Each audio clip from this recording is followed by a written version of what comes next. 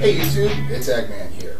How many bloody times have you heard a theist say something like this? Well, if you don't believe in God, then where do you get your morality from? Yep. We've all heard derivatives of this from the likes of douchebags like William Lane Craig, Ravi Zacharias, etc., etc. Indeed, Christians like to bleat this like the sheep that they are ad nauseum.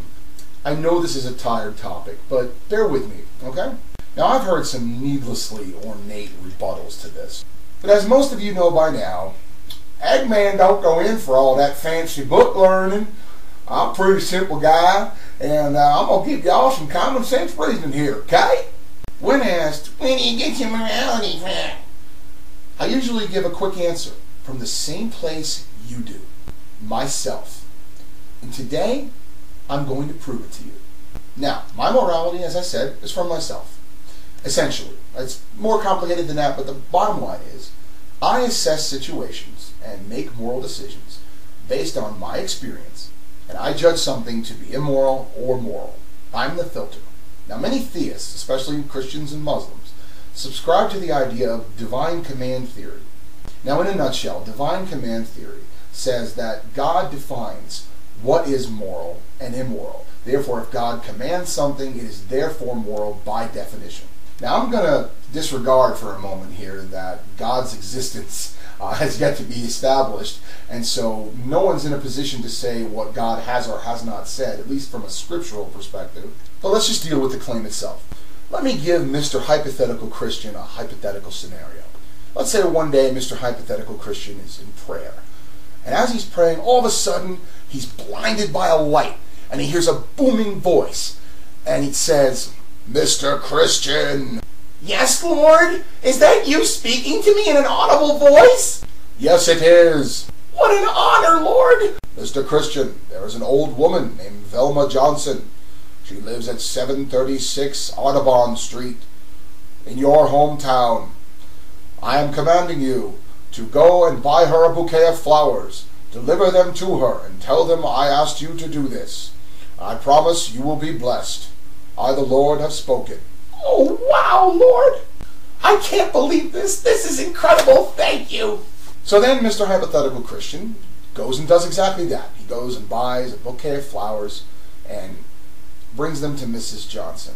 Now, upon hearing that God asked Mr. Hypothetical Christian to bring her the flowers, Mrs. Johnson is elated. She starts crying. They embrace and start praising God together.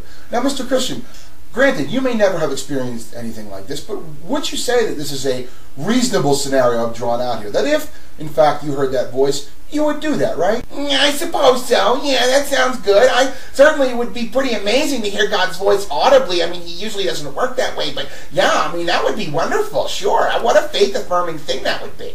Let me give you a different scenario. Suppose, same day, you're praying. Same thing, blinding light, booming voice. Only this time, here's what you hear. Mr. Christian. Yes, Lord? Oh my gosh, are you speaking to me audibly? Yes, Mr. Christian. There is a man living in Van Nuys, California, whose very life is an affront to me. He has done wickedness in my sight and is very dangerous. I have chosen you as my emissary of divine justice. Go now and find Mr. Edgar Schnorgelduff. He lives at 129 Cedar Street in Van Nuys. Find him and kill him by whatever means necessary. Tell no one of your quest. Once his life is at an end, I will see to it that the authorities do not suspect you, and great will your reward be in heaven. I, the Lord, have spoken. Huh? So, okay, Mr. Hypothetical Christian, now I pose you this second question. Would you do that? Nuh-uh. No? Why not? Are you saying God is wrong? Or is asking you to do something immoral? No, you don't get it. God would never command you to do an evil action like that. Really? But you just heard a booming voice. You saw a blinding light. There's no one else in your house. Clearly it's God speaking to you, asking you to do this, right? No, you don't get it, Mr. Atheist.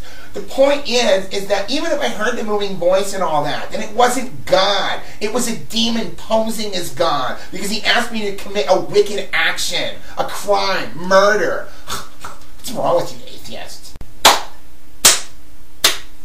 Thank you. You've just proven my point. Did you catch it? When Mr. Hypothetical Christian was asked to bring flowers to Mrs. Johnson, he was enthralled that God had chosen him to speak to audibly.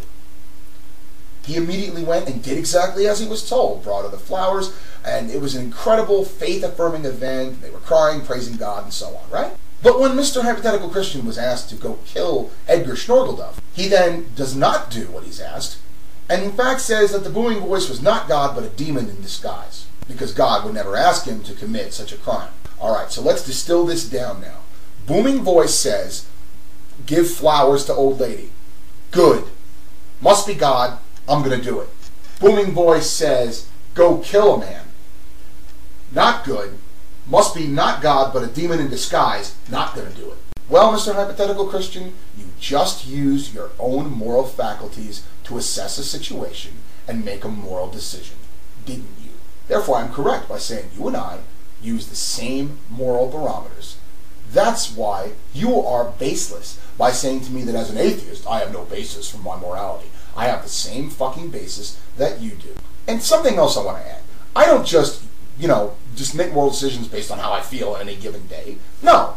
I have my whole life experience, all that I've seen in my short 32 years on this planet, but I also have history, I have other people's experiences to go on, and collectively we can come to an understanding as to what we think is going to be good for everyone and what is going to be bad. And you know what? A lot of shit is very complicated, and it's not easy to always know what is the fully moral decision and what is the immoral decision. And but you know what though? By and large, we do pretty much agree. Fact is, I think it's pretty simple. Whatever causes the least amount of suffering, as much as it depends on you, do that. Whatever is going to bring joy and happiness to people, do that. Whatever's going to cause harm to any sentient being, either animals or human beings, avoid that as much as possible. Now granted, it's not always easy to do this, and it's not always easy to know which is going to result in those things. But that should be what we all strive to do. And if you need to be told why we should even do that, why suffering is bad and joy is good, you're a fucking sociopath, and I've got no time for you. So, just something to think about. Thanks for watching. Oh, no.